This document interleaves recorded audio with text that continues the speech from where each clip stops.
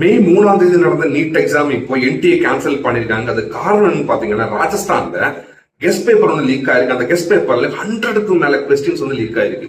எனக்கு என்ன கஷ்டமா இருக்கு, அந்த குழந்தைக்கு எந்த அளவுக்கு கஷ்டப்பட்டிருக்கும்.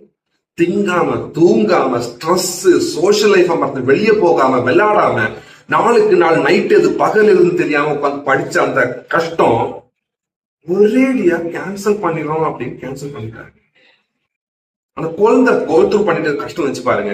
படிச்ச டைம்ல இருந்த ஸ்ட்ரெஸ் இப்ப லீக் ஆகி நான் இவ்வளவு கஷ்டப்பட்டு படிச்சு அவன் ஈஸியா லீக் பண்ணி 100க்கு மேல கொஸ்டின்ஸை கஷ்டப்படாம எழுதிட்டு போறான்ங்கிற கஷ்டம். இதுக்கு அடுத்த கஷ்டம் என்ன தெரியுமா, மறுபடியும் எக்ஸாம் வைப்பாங்க. அந்த ரீ எக்ஸாம் நடக்கும்போது மறுபடியும் இந்த குழந்தை வந்து படிக்கணும், மறுபடியும் ஹார்ட் ஒர்க் பண்ணணும், மறுபடியும் தூங்க முடியாது, திங்க முடியாது, சந்தோஷம் என்னாலே மறந்துடும். இவ்வளவு கஷ்டம் இல்ல. இது யார் சைட்லன்னு வந்த பிழவுன்னு தெரியல. கொஸ்டின் பேப்பர் எப்படி லீக் ஆச்சுன்னு தெரியல. இன்வெஸ்டிகேஷன் போய்கிட்டு தான் இருக்கு.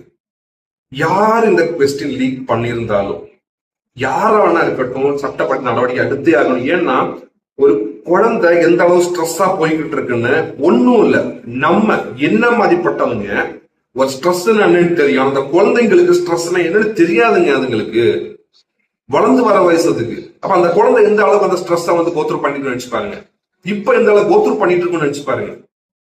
அதனால சொல்றேன், இது யார் சைடு தப்பா இருந்தாலும் அவங்களுக்கு சட்டப்படி நடவடிக்கை எடுத்தே ஆகணும். அது மட்டும் இல்லாம இனிமே என்டிஏ வந்து இந்த கொஸ்டின் பேப்பரை வந்து செக்யூரிட்டி எந்த அளவுக்கு போடணும் அந்த அளவுக்கு வந்து செக்யூர் பண்ணணும். ஏன்னா இனி மறுபடியும் நடக்கக்கூடாது.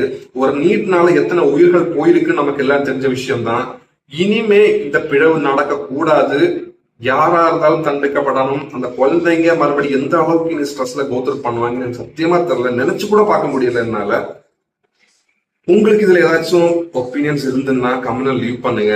உங்களுக்கு நான் சொல்லாத ஏதாச்சும் டீடைல்ஸ் உங்களுக்கு தெரியும் அப்படின்னா அதையுமே நீங்க கமெண்ட்ல சொல்லுங்க எனக்கு, இல்ல டிஎம்ல கூட வந்து சொல்லலாம். யாராச்சும் இதுல வந்து பாதிக்கப்பட்டிருக்கீங்கன்னாலுமே நீங்க கமெண்ட்ல சொல்லுங்க, இல்ல நீங்க பர்சனலா கூட வந்து டெக்ஸ்ட் பண்ணுங்க. இந்த மாதிரி வீடியோஸ் உங்களுக்கு வேணும் அப்படின்னா என்ன ஃபாலோ பண்ணிச்சுக்கோங்க.